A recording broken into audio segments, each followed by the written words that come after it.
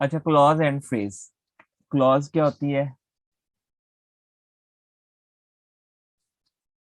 It is a group of words that contain a subject as well as a verb.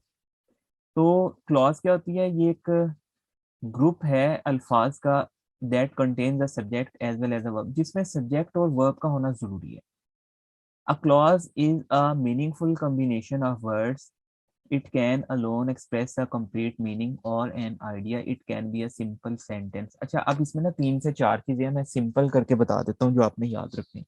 सबसे पहली चीज तो यह है कि सब्जेक्ट और वर्ब का होना जरूरी है, उसके बगैर क्लॉज नहीं बनेगी। ठीक है, एक ये। उसके बाद दूसरा ये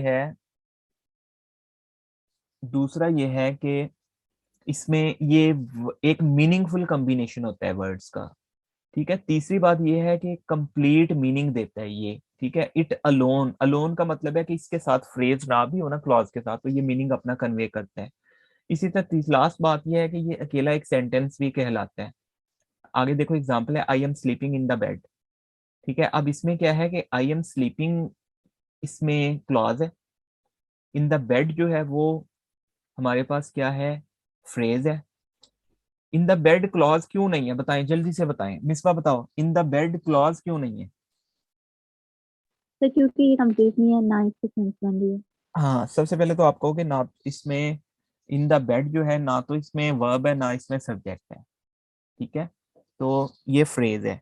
अब आई एम स्लीपिंग, इसमें एक तो आई सब्जेक्ट है, स्लीप वर्ब भी आ गया। दूसरी बात ये है कि आप इन द बेड को निकाल भी दोगे ना, तो ये एक तो अकेला सेंटेंस भी बन रहा है, मीनिंगफुल कॉम्बिनेशन भी है, और ये कंप्लीट मीनिंग भी दे रहा है। तो चारों कंडीशंस जो डेफिनेशन की हैं वो पूरी हो रही हैं, तो ये क्या है? ये क्लॉज है। I am sleeping in the bed. इसी तरह आगे है, द बुक इज लाइंग। ये क्या है? ये क्लॉज है, क्योंकि सब्जेक्ट भी है और इसमें हमारे पास वर्ब भी है, और ये मीनिंगफुल कॉम्बिनेशन भी है, सेंटेंस भी अकेला ये हो सकता है। ऑन द टेबल निकाल भी दे तो द बुक इज लाइंग, ये कंप्लीट सेंटेंस है। इसी तरह he is standing at the gate, he standing, ये कंप्लीट आपका जो है ना वो क्लॉज क्यों बन रहा है? ही सब्जेक्ट है, सॉरी ही सब्जेक्ट है, स्टैंडिंग वर्ब है, तो कंप्लीट मीनिंग भी दे रहा है, सेंटेंस भी है। एट द गेट आपका क्या है? ये फ्रेज है। अब आगे हम बात करेंगे types of a clause. Clause की कितनी टाइप्स होती है? मेन क्लॉज और सबऑर्डिनेट क्लॉज। अच्छा, मेन क्लॉज को इंडिपेंडेंट क्लॉज कहते हैं और सबऑर्डिनेट क्लॉज को डिपेंडेंट क्लॉज। अच्छा, आप वैसे दोनों आपको याद होने चाहिए, क्योंकि पेपर में जब आता है ना तो वो कुछ भी नाम नेम दे सकता है, मेन क्लॉज सबऑर्डिनेट क्लॉज कह सकते हैं, इंडिपेंडेंट और डिपेंडेंट क्लॉज कह सकते हैं। ठीक है, वैसे इजी होता है इंडिपेंडेंट और डिपेंडेंट क्लॉज, ये इजी है। क्यों इजी? क्योंकि इंडिपेंडेंट क्लॉज जो है ना वो किसी पर डिपेंड नहीं करती, जबकि डिपेंडेंट क्लॉज जो है वो क्या करती है? वो डिपेंड करती है इंडिपेंडेंट क्लॉज पे। कैसे? वो अभी देखते हैं। मेन क्लॉज क्या होती है? It is a clause which expresses a complete meaning and idea. It can alone stand a sentence. अब होगा क्या? दोनों कंडीशंस पाई जाएंगी, मतलब कि सब्जेक्ट और वर्ब वाली कंडीशन दोनों में पाई जाएगी यहाँ। लेकिन डिफरेंस कहाँ आएगा?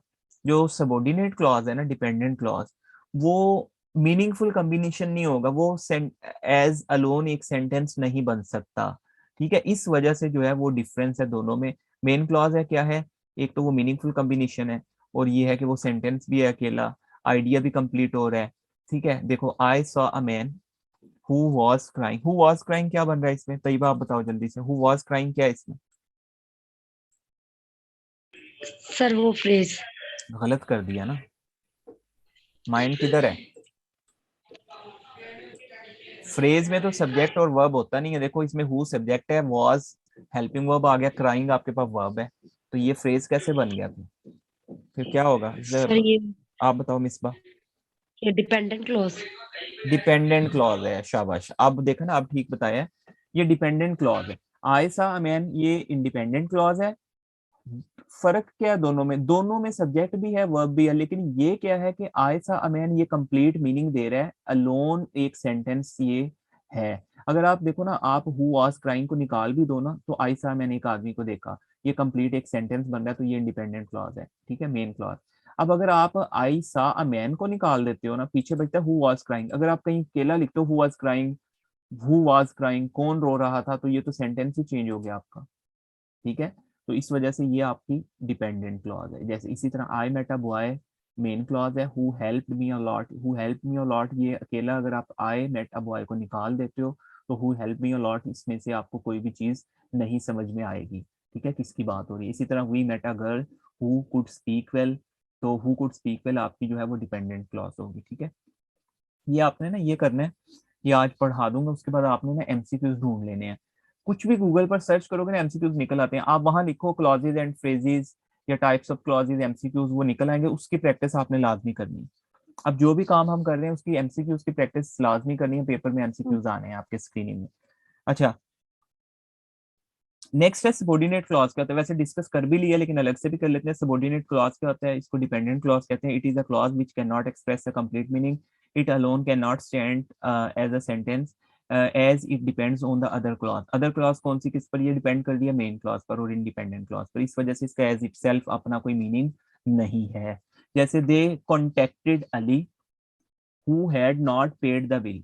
अब दे कॉन्टेक्टेड अली सेंटेंस समझ में आ रहा है, ये मैंने हाईलाइट इस वजह से नहीं किया क्योंकि ये इंडिपेंडेंट क्लॉज है, ऊपर पढ़ा है हमने। अभी हम बात करें सबॉर्डिनेट और डिपेंडेंट क्लॉज की, तो who had not paid the bill ये आपकी डिपेंडेंट क्लॉज है, ठीक है, इस वजह से मैंने हाईलाइट कर दिया। इसी तरह I don't like the people who smoke, who smoke क्या है यहाँ पर, हु स्मोक आपके पास जो है वो डिपेंडेंट क्लॉज है।